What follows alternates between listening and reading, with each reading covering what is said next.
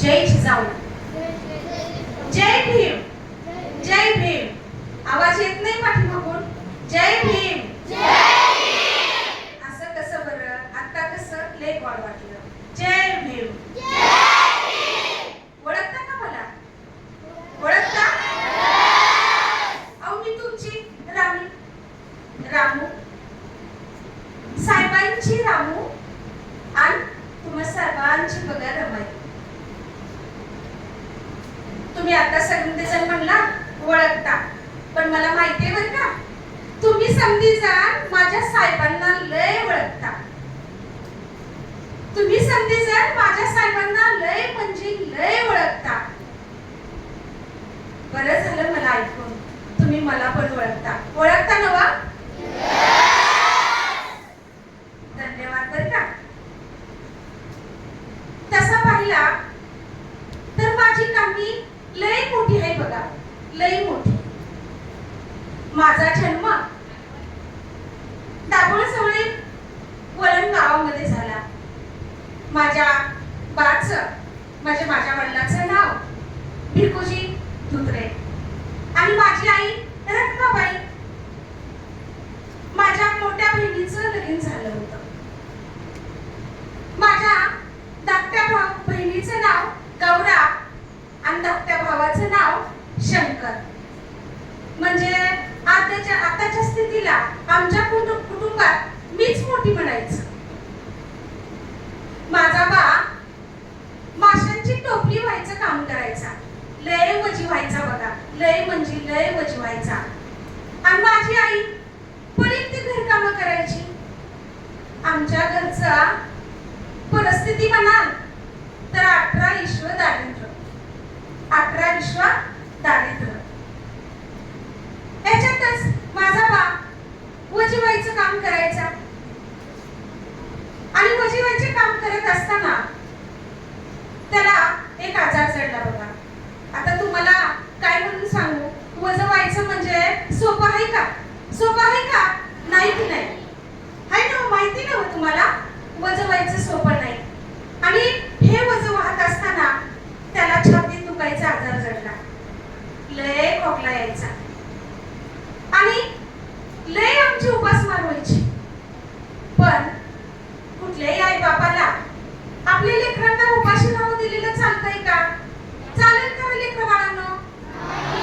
नाही चालणार. आणि असंच आमचा आई बापी एक वेळाच उपाशी राहून माझ्या भावंडांना मला खाऊ पिऊ घालायचे. आमची उपासमार होऊ द्यायची नाही. पण किती केलं तरी काम थोडं. ह्या उपासमारीनं माझ्या बाचा आजार लय बळावत चालला होता बघा. आणि हा बाचा आजार बळावत चाललेला, त्याला रोज खोकला यायचा. इतका म्हणून सांगू खोकला यायचा. तुम्ही आता म्हणता ना काय खोकल्याची उबाळी काहीतरी, आणि तशी खोकल्याची उबाळी यायची. थांबायचं म्हणून नावच नाही. आणि खोकल्याची उबाळी येत येत कधी कधी त्याच्या खोकल्यातून, त्याच्या तोंडातून रगात बी यायला चालू झालं. हे सगळं बघत असताना बा आजारी असताना आमची आई कधी आजारी पडली हे आम्हाला कळलंच नाही. म्हणजे बा आजारी असल्यामुळं आईच्या मागे लय काम पडायचं. आई आम्हाला भाकरी थापण्यासाठी जळण घेऊन यायची. दुसऱ्याच्यातली छोटी मोठी कामं करायची. लेकरांची जबाबदारी सगळी तिच्यावरच. पण आई एवढी म्हणून आजारी पडली की तिलाही लय खोकला यायला चालू झाला. आणि खोकला येता जसं बाच्या तोंडातून रक्त यायचं तसं आईच्या तोंडातून सुद्धा रक्त पडायला लागलं. आम्ही लय घाबरलो. आता करायचं काय? शेजारच्या इटूबाई अशा तिच्या ज्या आसपासच्या शेजारच्या आमच्या जी बायका आहेत त्या यायच्या आणि आईला म्हणायच्या कसा, अगं रत्नाबाई कशी का तू अशी घाबरलीस? इतकी धाडशी बाई, इतकं लेकरांना चांगलं समजावून सांगणारी बाई, इतकं काम करणारी बाई, आणि तू कशी अशी घाबरलीस? कसं एवढा तुला आजार जडला? घाबरू नकोस, अगं तुला काय होणार नाही. आणि ह्या बाया ज्या वेळेस आमच्या आईला समजावून सांगायच्या तेव्हा येताना लई खायला मी घेऊन यायच्या. माझी गौराची शंकरची लय मजा असायची, खायला मिळायचं. पण कुठं समजत होतं की ह्या बाया माझ्या आईला बघायला येत्या त्या. आई एवढी आजारी, कळत नसायचं. आम्ही लहान लहान. अशातच आईचा आजार लय बळावला बघा. आईचा आजार बळावला. एक दिवस असा उजाडला की आईचा आजार जास्तच झाला. आईला बोलता येईना, का रडता येईना. अशातच आई म्हणली, आई लय रडायला लागली बघा.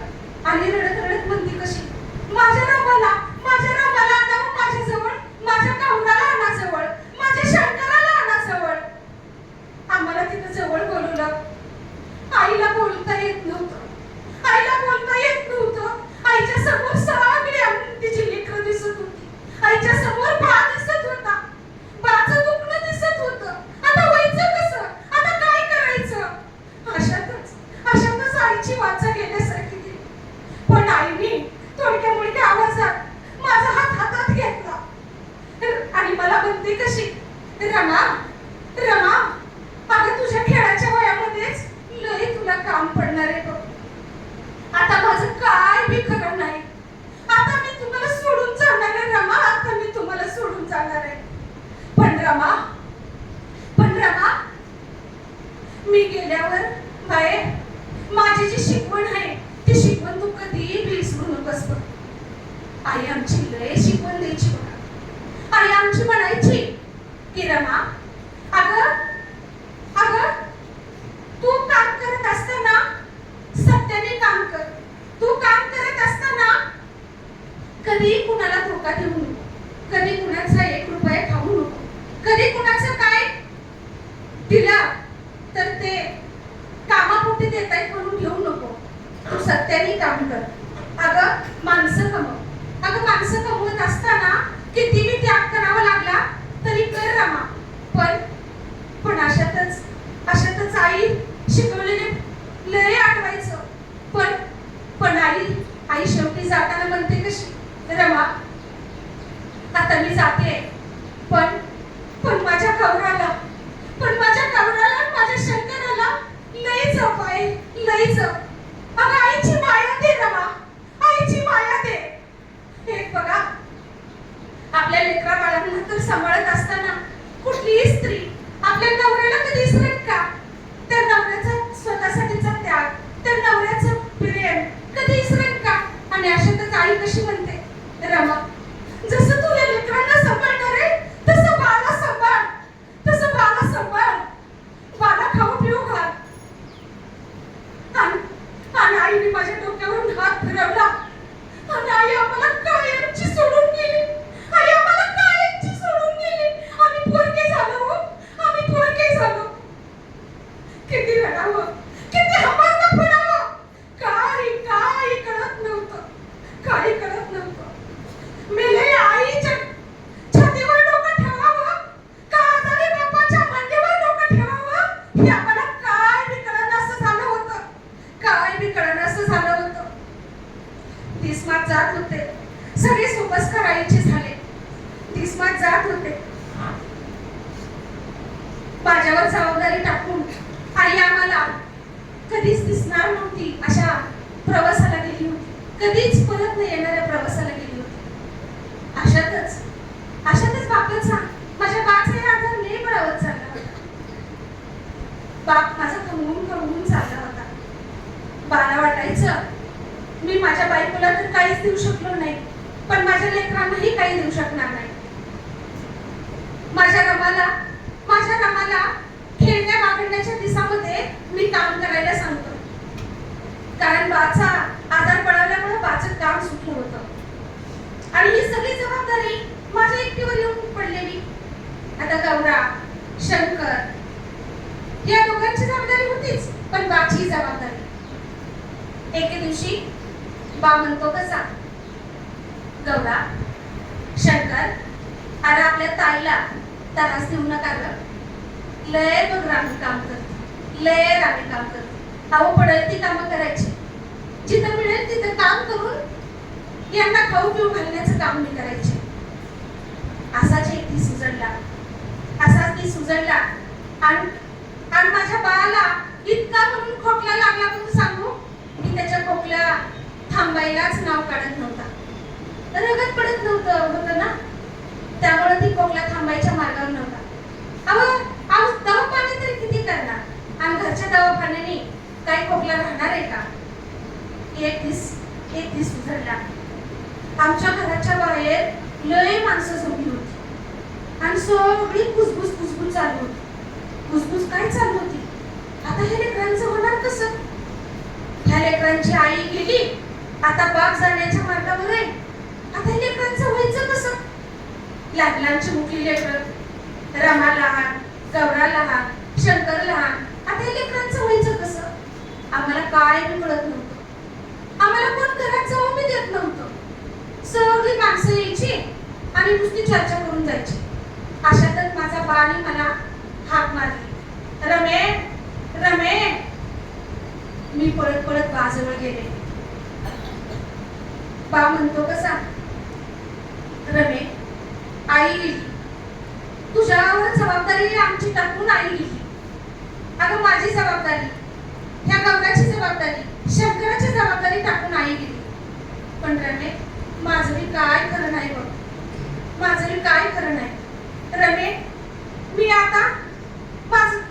आता जाण्यात माझं काय खरं नाही. रमे मला बोलताय ना, म्हणजे माझ्या तोंडातून शब्द बाहेर पडत नव्हते. बाने माझा हात हातात घेतला आणि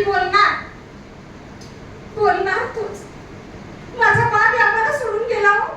तो काहीच बोलू नाही शकला, तो काहीच बोलू नाही शकला. बाने माझ्या डोक्यावरून हात फिरवला, बाच्या हातात हात. बा असा हात वरती डोक्यावर ठेवणार, तोच बाचा हात खाली गळला. नाही बोलू शकला बा माझा, नाही बोलू शकला. काय बोलायचं असेल हो माझ्या बाला? मला वाटतं माझ्या बाला मला सांगायचं असेल, माझ्या बाला मला सांगायचं असेल की रमे खेळण्या मागण्याच्या दिवसामध्ये तुला लय काम सांगितलं, लय काम पडलं. बाळा तुला मी काय देऊ शकलो नाही, काय देऊ शकलो नाही. उलट तुझ्यावर ह्या दोन लेकरांची जबाबदारी टाकून चाललोय. अशातच माझा काका आणि माझा मामा बाची बातमी कळल्याबरोबर धावत पळत आमच्या जवळ आले. सगळे सोपस्कार केले बघा माझ्या मामाने आणि माझ्या काकाने. लय धाय करून रडला माझा मामा आणि माझा काका. पण काय उपयोग होता, काय उपयोग होता? आई बाप गेले, आम्ही पोरके झालो होतो, आम्ही पोरके झालो होतो. आम्हाला आमच्या आई बाप कधीही दिसणार नव्हते. अशातच माझा मामा म्हणतो कसा, लेकरांचं करायचं काय? माझ्या काकाला म्हणत होता ह्या लेकरांचं करायचं काय? मामा म्हटला ह्या लेकरांना मी माझ्या बरोबर मुंबईला घेऊन जातो. म्हणजे माझ्या काकाच्या मनात माझा मामा बोलला होता.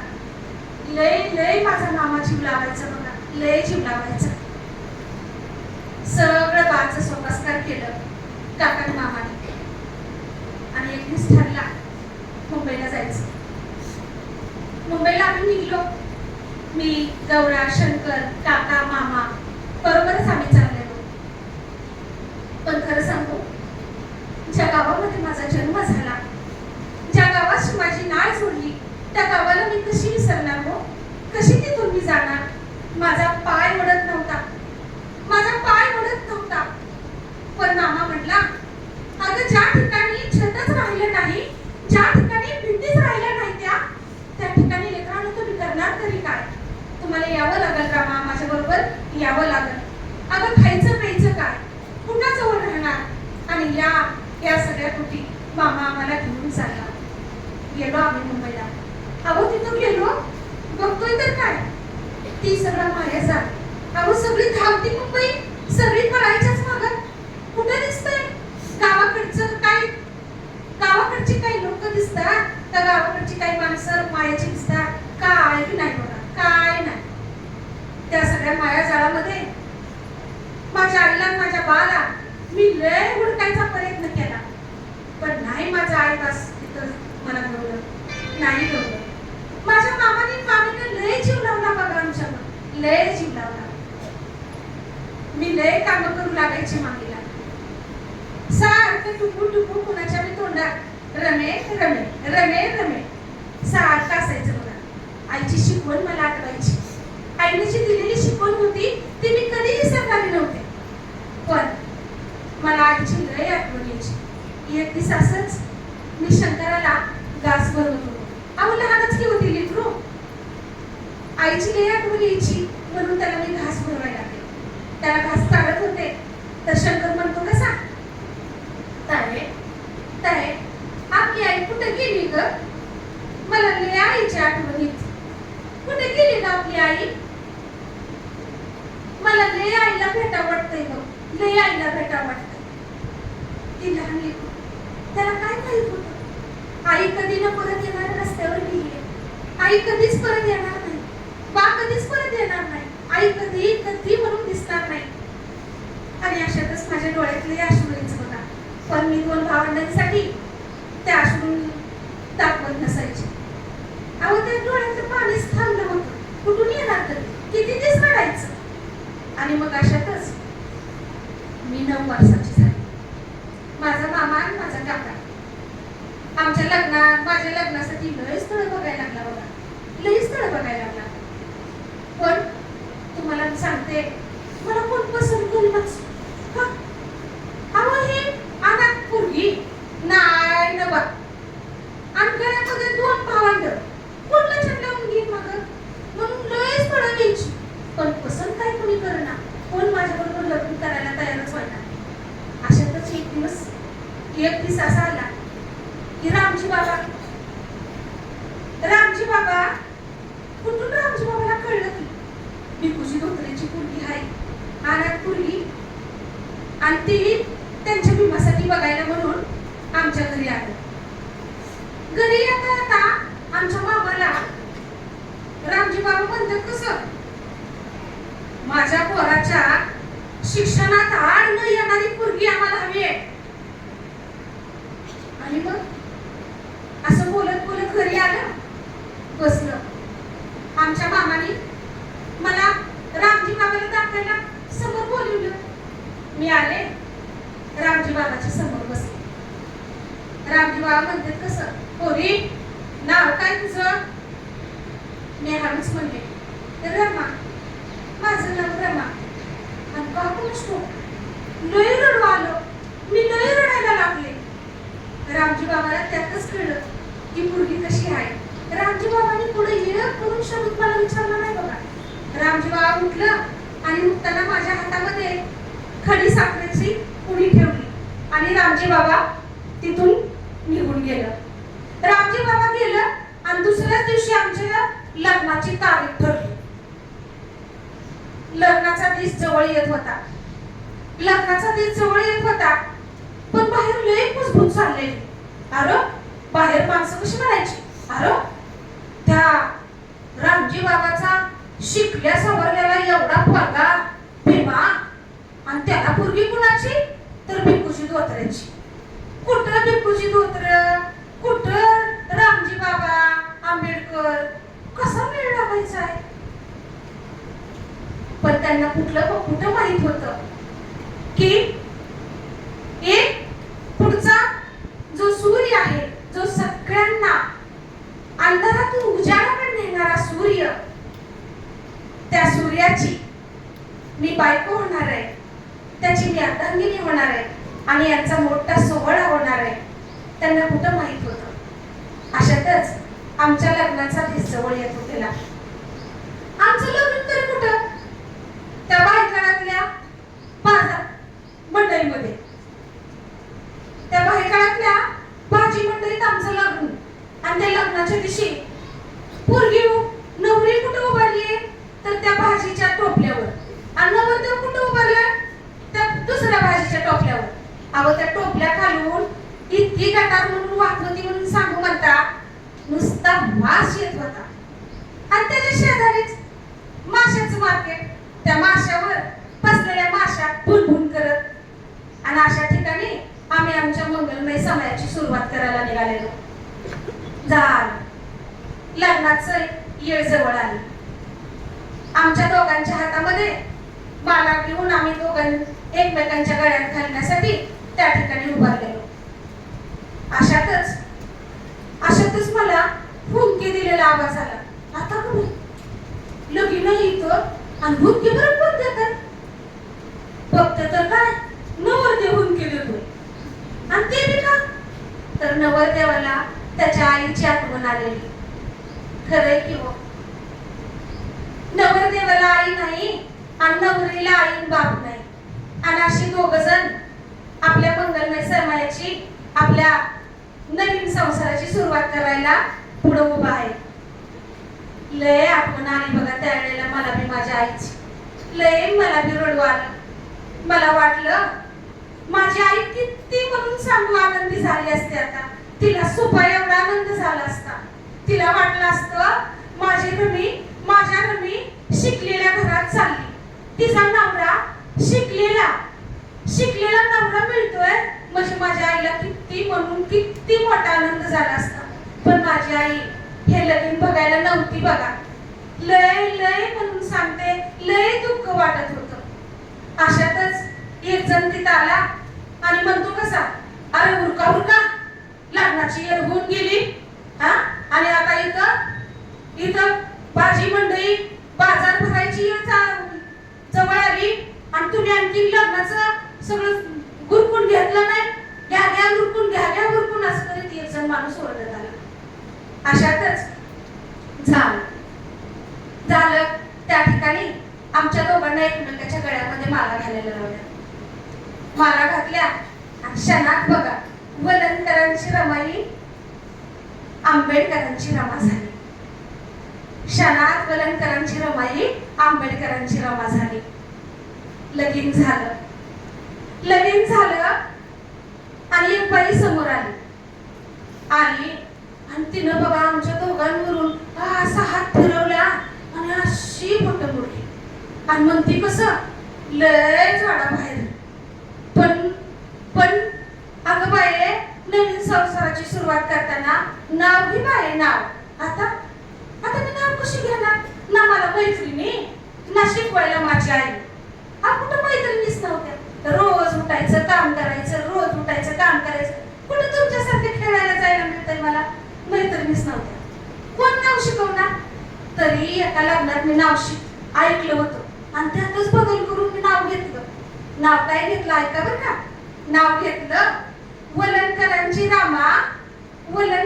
रमा चालली आंबेडकरांच्या घरी. वलनकरांची रमा चालली आंबेडकरांच्या घरी आणि भीमरावांचं नाव घेते या आनंदाच्या भरात. घेतलं बघा नाव. काही येत नव्हतं तरी त्यातून ते नाव घेतलं. लय आनंद वाटत होता. कुठं माहित होतं पुढं काय होणार आहे. आंबेडकरांच्या घरात गेल्यावर बी माझं पाठीमागटलं काम थांबणार आहे का नाही कुठं माहित होतं. म्हणत होते, ऐकलेलं होतं लग्न झाल्यावर लय भारी असतं, तिथं गेल्यावर लय माया केली जाते, एवढंच माहिती. कुठं माहित होतं तिथं बी माझ्या मागटलं कष्ट काही माझा पिच्छा सोडणार नव्हता. कुठं माहित होतं माझ्या मागटलं दुःख कधीच माझा पिच्छा सोडणार नव्हता. आणि म्हणून झालं बघा त्या वादळाबरोबर माझं लगीन झालं. त्या साहेबाबरोबर माझं लगीन झालं. अहो ज्या ठिकाणी चंद्र सूर्य सुद्धा त्या माझ्या सूर्याच्या पुढं नतमस्तक होतात. जे माझे साहेब ज्या चंद्र सूर्यालाही लाजवेल असं काम करतात, अशा माझ्या त्या सूर्याबरोबर माझं लग्न झालं आणि मी क्षणात त्या सूर्याची सावली झाले बघा. त्या सूर्याची सावली झाले. गेले घरी, झाला संसार चालू. त्या घरामध्ये गेले, एकच रूम, आमची एकच रूम, आणि त्या रूम मध्ये खायचं तिथंच, झोपायचं तिथंच. पण ह्याला जेवढी जागा लागत होती ना त्याच्यापेक्षा जास्त जागा कशाला होती माहिती का तुम्हाला? आमच्या साहेबाच्या बुकांना लय भूक पडलेली होती. आता मी आले बघते काय असून बरं हे. कधी मी बुक वाचलंच नव्हतं, कधी शिकायचा प्रयत्नच केला नव्हता आणि मला कसं माहिती बुक काय. पण झालं आमच्या संसाराला सुरुवात. ज्याच्या त्याच्या तोंडामध्ये रमा रमा रमा हेच नाव असायचं. उठलं की रमा, फुटकन घे आण बाई, रमा ते आण बाई, रमा हे काम कर. कधी म्हणून कुणाला नाही म्हणायचं नाही. ही माझ्या आईची शिकवण. झाली सुरुवात. सुरुवात झाली आणि आमच्या साहेबाचं कॉलेज बी चालू झालं. साहेब एके दिवशी कॉलेजातून आलं आणि म्हणतात कसं,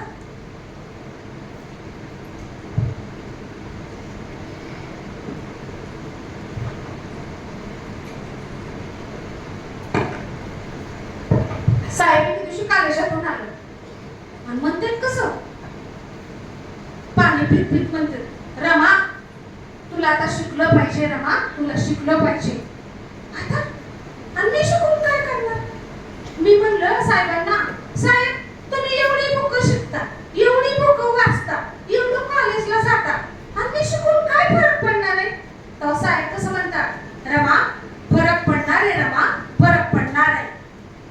अगं म्हणतात ना, जिच्या हाती पाळण्याची दोरी, पण ती पाळण्याची दोरी हातात धरणारी जर शिकलेली असेल तर झोका कसा योग्य दिशेने घेईल ह्याने फरक पडतो. रमा तू शिकली पाहिजेस, तुला वाचता आलं पाहिजे, तुला लिहिता आलं पाहिजे. रमा तुला वाचता आलं पाहिजे, तुला लिहिता आलं पाहिजे. मग काय झाले मी तयार. आता साहेब एवढं सांगत्यात म्हणजे त्यात काहीतरी असेल म्हणून मी शिकायला झाले तयार.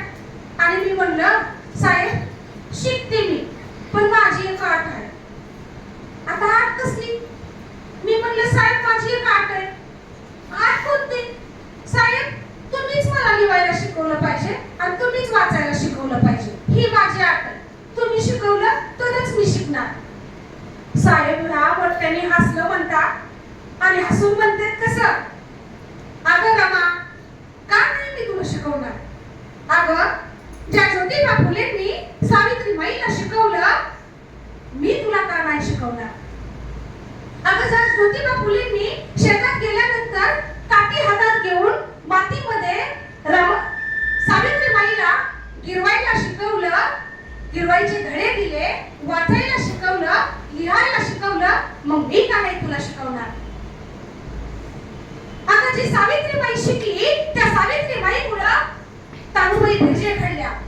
ज्या सावित्रीबाईमुळं पहिली मुख्याध्यापिका फातिमाबाई शेख घडल्या. अगं ज्या सावित्रीबाईमुळं आजकालच्या मुली शिकायला लागल्या, त्या सावित्रीबाईला ज्योतिबा फुलेंनी शिकवलं, मग मी तुला का नाही शिकवणार?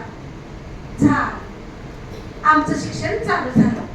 घरातच रोज साहेबांनी उठायचं, कॉलेजला जायचं, कॉलेजहून आलं की आमची शाळा सुरू. मी तोपर्यंत सगळं काम ते माझा उरकून घ्यायचं आणि साहेबांची वाट बघत बसायचं. साहेब आलं, साहेबाला लय शिक्षणाची गुढी बघा, लय गुढी. साहेबांनी आलं, रमा चला आजचा धडा काय शिकवायला सुरुवात. लय दिस लागलं बरं का मला शिकायला, लय दिस लागलं. पण मी शिकले बरं का, मी शिकले. मी वाचायला शिकले, मी लिहायला शिकले. साहेबांनी मला लय चांगलं शिकवलं. अशातच आमच्या घरामध्ये नवीन पाहुणा आला. मी आई झाले होते. मी एका बाळाला जन्म दिला होता. आमच्या घरामध्ये ते बाळ दुडू रांगायला लागलं होतं. त्या बाळाचं नाव ठेवायचं. त्या बाळाचं नाव काय ठेवायचं? साहेब म्हणले, रमा आपल्या बाळाचं नाव काय ठेवायचं? मी म्हटलं तुम्ही सांगाल तर ठेवू. मग लय जणांनी नाव सुचवली. कुणी गोविंद सुचवलं, कुणी लय काय नाव सुचवली. पण साहेब म्हणतात कसं, रमा आपल्या बाळाचं नाव यशवंत ठेवायचं, यशवंत. मी म्हटलं का हो साहेब, लय कोणी बी काय बी नाव सुचवले आणि तुम्ही यशवंतच का म्हणता? साहेब म्हणतात कसं, रमा ह्या यशवंत नावामध्ये खूप मोठा इतिहास दडलेला आहे. ज्या ज्योतिबा फुलेंच्या दत्तक मुलाचं नाव यशवंत होतं, ज्योतिबा फुलेची आपले कुलपुरुष समजून आपण त्यांच्या मुलाचं नाव, आपल्या मुलाचं नाव ठेवूया. हा मोठा इतिहास आहे. आमच्या बाळाचं नाव मी ठेवलं यशवंत, यशवंत, यशवंत, यशवंत. घरामध्ये यशवंतांचा खेळू वाहू लागला. आमच्या घरामध्ये एका नवीन नावाची सुरुवात आणि भर पडली बघा. अशातच साहेब रोज कॉलेजला जायचं आणि मग एके दिवशी रामजी बाबा आलं आणि रामजी बाबा म्हणतात कसं, रामू इकडे ये, तुझं काम आवरलंय का? म्हणलं होय बाबा आवरलंय. ते पुढे ठेवलेलं ते बुक आण बरं, ते मला वाचून दाखव. मी गेले आणि ते बुक बघितलं. अहो बुक बघितलं तर कुठलं होतं? ते बुक होतं बुद्धांचं. ते बुद्धांचं बुक साहेब रोज वाचायचं. अहो लय बऱ्या किती वाचताना बघितलं होतं, लय बऱ्या वाचायचं. किती बी बऱ्या वाचलं तरी त्यांचं त्याचं काही कंटाळा येत नसायचा. आणि मग इतके वेळा वाचून ती बुक त्यांच्या उशाशीच ठेवलेलं असायचं. ते बुक मी आणलं आणि रामजी बाबाला अगदी खडाखडा वाचून दाखवलं. त्याच्यामध्ये काय होतं, बुद्ध कसे घडले, बुद्धांचा सगळा इतिहास त्याच्यामध्ये होता. आणि तो इतिहास वाचून दाखवला. आणि का कुणास ठाऊक बघा, का कुणास ठाऊक मला असं वाटायचं की आपल्या साहेबाचे विचार आणि बुद्धाचे विचार हे एक आहेत, हे मिळते जुळते आहेत. म्हणून तर बुद्धांना सुद्धा लोक नतमस्तक व्हायचे, बुद्धांना सुद्धा लोक मुजरा करायचे. आणि तोच विचार माझ्या साहेबांचा. अशातच साहेब अमेरिकेला जायचं ठरलं शिक्षण घेण्यासाठी. अहो इथल्या मुलांना शिकवण्यासाठी साहेब अमेरिकेला शिकायला चाललो होतो. आम्हाला सोडून अमेरिकेला चाललो होतो. आता कुठल्या बायकोला वाटेल बरं आपला नवरा एवढ्या लांब जावा, आपल्या संसारात आपला नवरा घरी नसावा, आपलं लाड पुरवायला आपला नवरा आपल्या जवळ नसावा. कुठल्या बायकोला वाटेल? मला बी वाटलं की, मलाही वाटलं की साहेब एवढ्या लांब साता समुद्रा पलीकडे चालल्या का, आणि काय बरं तिकडे जाऊन व्हायचंय. पण तुम्हाला म्हणून सांगते, मी साहेबाच्या शिक्षणात कुठं बी आडवी आले नाही. मी कुठेही त्यांच्या शिक्षणात आडवे आले नाही. जो माझा प्रज्ञावंत महासूर्य शिकण्यासाठी परदेशात चालला होता, त्यांना ही सूर्याची सावली कशी आडवी येणार? आणि जर ती आडवी येईल तर ती रमाई कसली? आणि म्हणून मी साहेबांना कुठं बी मध्ये आले नाही. साहेबाचा अमेरिकेला जायचा दिस जवळ येत होता. जवळ आला म्हणजे आलाच की. ज्या दिवशी साहेब अमेरिकेला चाललं त्या दिवशी लय लोक बंदरावर जमली होती साहेबाला सोडवायला. मी गेले तिथं. लय समुद्र खवळला होता. वाटायचं की काही एवढ्या मोठ्या लाटा आणि माझं साहेब कसं जायचं. पण साहेबांना समोर फक्त दिसत होता ते शिक्षण. ते शिक्षण इथल्या गोरगरिबांच्या लेकरासाठी शिकवण्यासाठी घेणारं शिक्षण दिसत होतं साहेबांना. आणि म्हणून माझं साहेब अमेरिकेला चाललं. माझ्या डोळ्यात त्यावेळेला लय पाणी आलं बघा, लय पाणी आलं. पण साहेब म्हणतात कसं, रामू रडू नको, तुला रडायचं नाही, तुला लढायचंय. तुझ्या ह्या आसवांना बांध फुटू देऊ नको. या आसवांमध्ये माझी लेकरं त्याच्यात बुडली नाही पाहिजे, त्याच्यात वाहून गेली नाही पाहिजे. तुला त्यांची आई व्हायची आहे रामू, तुला त्यांची आई व्हायचं आहे. झालं. घेतले डोळे पुसून. साहेबांना तिथून जड अंतकरणाने निरोप दिला आणि घरी आले. घरी आल्यावर यशवंताला जवळ घेऊन लय रडले बघा, लय रडले. पण साहेबाचं शब्द आठवत होतं, रडायचं नाही. थांबले. साहेब अमेरिकेला गेल्यावर लय हेळसांड व्हायची बघा, लय हेळसांड व्हायची. अशातच रामजी बाबाचं निधन झालेलं. जे मायेचा हात माझ्या डोक्यावर होता तोही सोडून गेलेला. मी यशवंताच लय हेळसांड व्हायला लागली. खायला वेळेवर मिळाना, उपास मार व्हायला लागली. अशातच अधूनमधून आजार, लय बघा माझी हेळसांड झाली. आणि मग एक दिवस असा उघडला की साहेबाचं मला पत्र आलं. साहेबाचं मला पत्र आलं आणि ते पत्र बघून मला लय आनंद झाला बघा, लय आनंद. आणि त्यावेळेला कळलं बरं का, मी शिकलेले तर शिकण्याचं महत्व मला त्यावेळेला कळलं. कारण माझं साहेब साता समुद्रापल्याड गेलं होतं आणि तेवढ्या लांबून मला पत्र धाडलं होतं. आणि पत्रात लिहितात कसं साहेब? अहो कोलंबिया विद्यापीठ न्यूयॉर्क मधून ते पत्र धाडलं होतं. साहेब मला लिहितात कसं? प्रिय राहू, आशीर्वाद, मी सुखरूप पोहोचलो, चिंता नसावी. मला अमेरिकेत शिक्षण घ्यायला येण्याची जी संधी मिळाली तिचे आपण आभार मानले पाहिजे. ही गोष्ट कदाचित नवा इतिहास जन्माला घालणारी ठरेल. बोट सुरू होताना तुझ्या डोळ्यातील अश्रू पाहिली मलाही थोडं बलबलून आलं होतं. पण रमा, हे विरह आणि ही दुःख आपल्याला मोठी करणारी आहे. जी दुःख आपल्याला प्रकाशात नेतात त्याचे आभार मानायचे असतात रमा, त्यांचे आभार मानायचे असतात. अशा दुःखाने दुःखी व्हायचं नसतं राम. मी वडिलांतून धावण्याची प्रतिज्ञा केली आहे. या शर्यतीत मी जिंकलो तर आपल्या देशाला मी उजेडात उभे करेन, तिथल्या गुलामगिरीची कबर बांधेन. या लढाईत मी हरणार नाही. यासाठी तू माझ्या पाठीशी उभी राहायला हवी रामू, यासाठी तू माझ्या पाठीशी उभी राहायला हवी.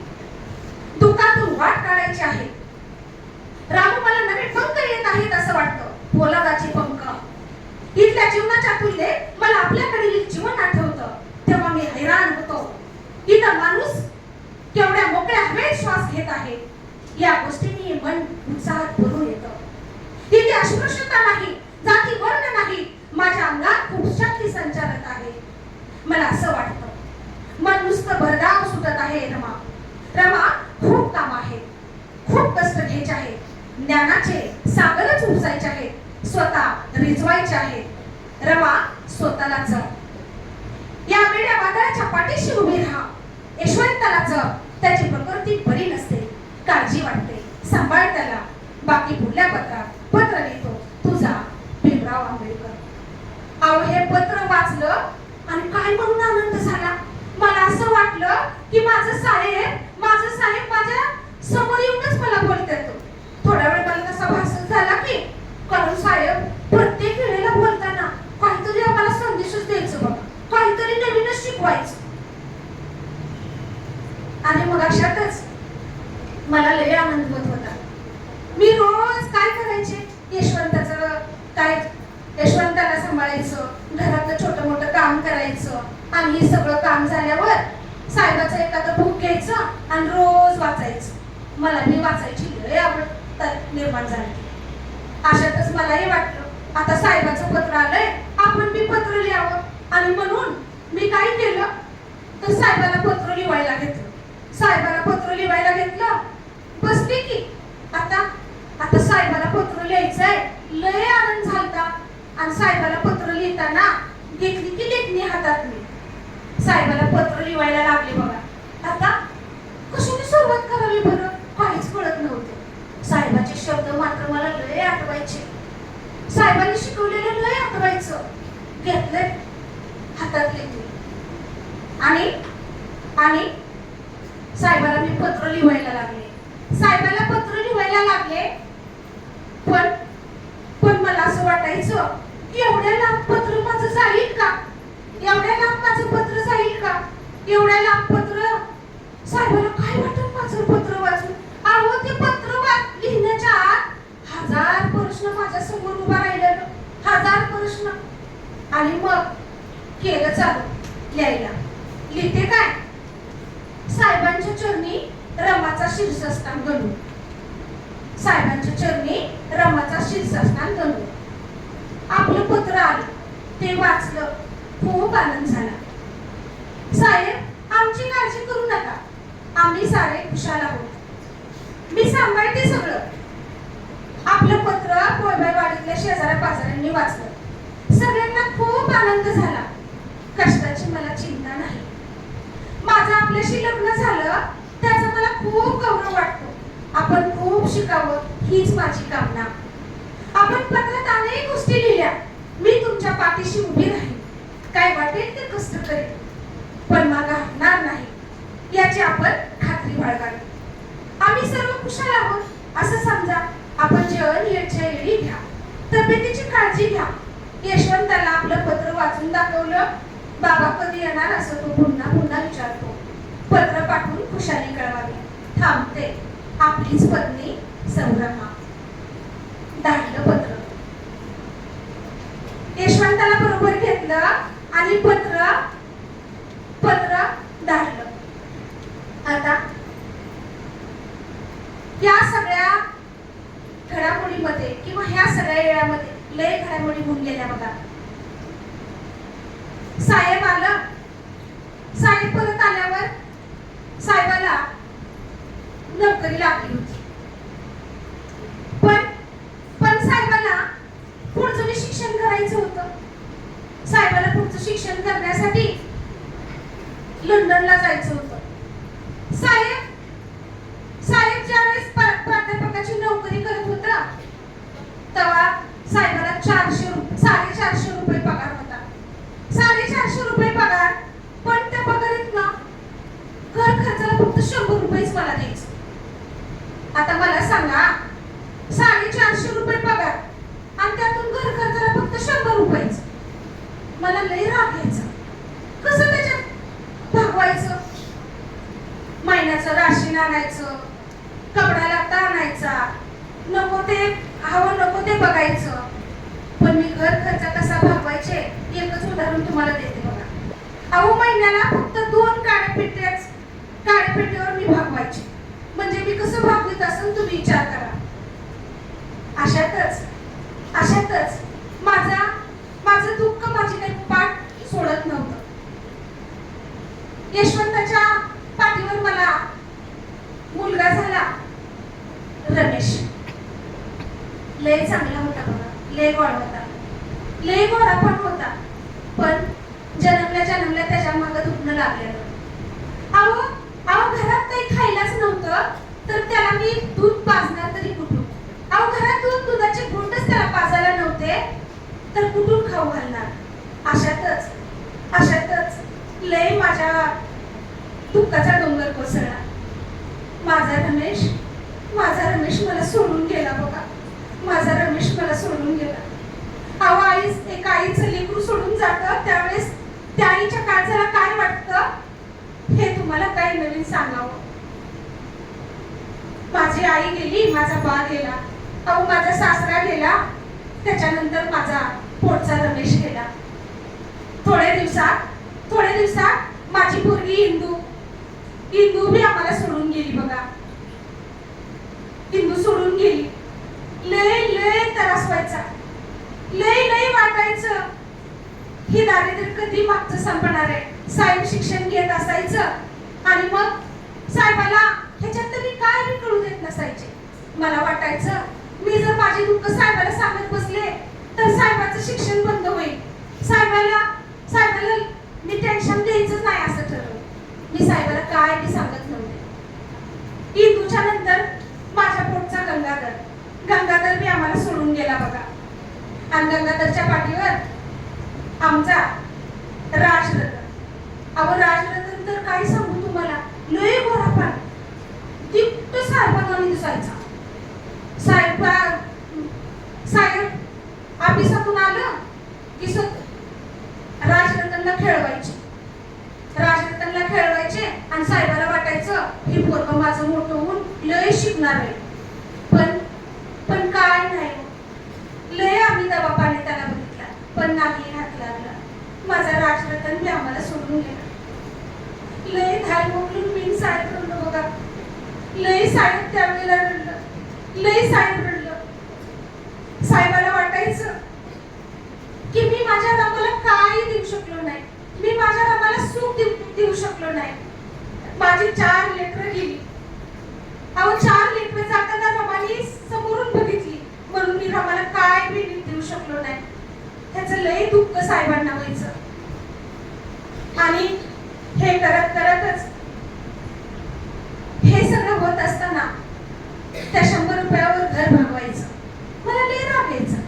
कधी वाटायचं शेजाऱ्या पाजारची संसार किती चांगले चालते, किती बाया दागिनं घालतात, चांगल्या साड्या घालतात, चांगली लुगडी घालतात आणि मला तसं काहीच नाही. म्हणून मला लय राग यायचा. मी कधी लय चिडचिड करायची. साहेब सगळं हे हसण्यावर घालवायचं, सदा हसण्यावर घालवायचं, सारखी माझी टिंगल करायची. पण साहेबाचे मागं लय कामं किंवा साहेबाचे मागं लय कामं होत. अशातच कधी साहेबाला बी मग राग यायचा. आणि मग कधी साहेब कसं म्हणायचं मला, रमा तू अपमान करत असशील तर मला विचार करावा लागेल. आणि माझ्या शिक्षणात आणि माझ्या कामात साथ देणारी मला दुसरी बायको आणावी लागेल.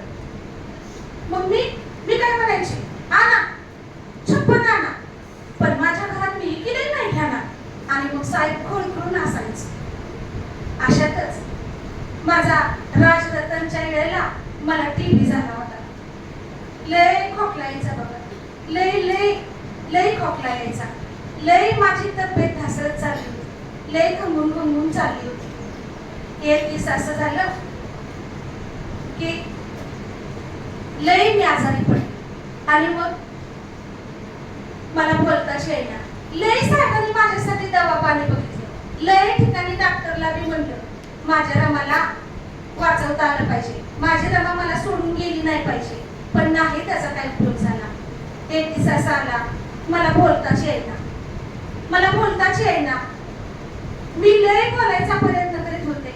मी साहेबाच्या मांडीवर डोकं ठेवलेलं होतं आणि एवढा प्रभावंत, एवढा माझा सूर्य अवधाई उठून रडत होता. एवढा महामानव मी रडताना बघितला. माझा ज्ञानपंडित मी रडताना बघितला. हो, मी रडताना बघितला. मला लय वाईट वाटायचं. अहो, मी ह्या वनव्याला एवढी साथ दिली आणि शेवटी हा माझा महापंडित माझ्यासाठी रडतो आहे. पण करणार काय? मला साहेब म्हणायचे, रामू रामू, अगं दुःखाच्या वेळात तू मला साथ दिली आणि एका चांगलं दिस यायचं तर तू मला सोडून जातेस. रामू, तू सोडून जाऊ नको. अगं लय दिस चांगले येणार आहे. अगं 9 कोटींची तू माई झाली रामू, 9 कोटींची माई झाली आणि त्यांना असं अनाथ सोडून तुला रामू जाता येणार नाही, तुला जाता येणार नाही. रामू, तू आम्हाला सगळ्यांना अनाथ करू नको. पण माझा आजार एवढा बळाला होता की त्या दिवशी माझं बोलणंच थांबलं. साहेबांना मला लय बोलावं वाटायचं, लय रडावं वाटायचं, लय मोठ्याने ओरडावं वाटायचं.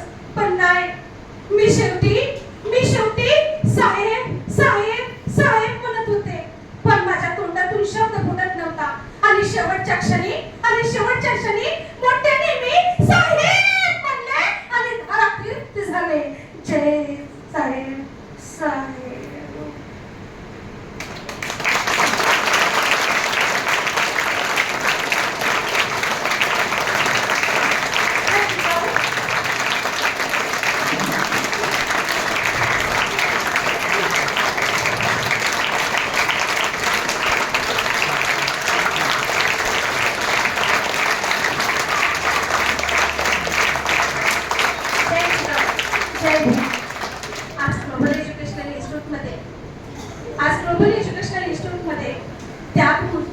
माता रमाईच्या जयंतीनिमित्त या ठिकाणी मला माता रमाई साकारण्याचं या ठिकाणी आयोजकांनी जी संधी दिली, त्यामध्ये या संस्थेचे संस्थापक अध्यक्ष आदरणीय मोरजकर सर, माझे पती, माझे मार्गदर्शक, ज्यांनी या स्टेजवरती मला बोलण्यासाठी धडाडीने उभा राहण्याची जी पाठीवरती थाप दिली, असे माझे पती आदरणीय मोरजकर सर. त्याचबरोबर इथं ज्यांना सन्मानित केलं अशा आमच्या निकाळजे ताई, त्याचबरोबर निकाळजे सर, सर्व विद्यार्थी आणि सर्व या ठिकाणी उपस्थित सर्व शिक्षक वृंद. मी माता रमाई साकारताना जर चुकून माझ्या तोंडातून, माझ्या वाणीतून काही वेगळे शब्द गेले असतील तर ह्या जिजाऊ सावित्री रमाईच्या लेखीला तुम्ही पदरात घ्याल एवढीच अपेक्षा ठेवून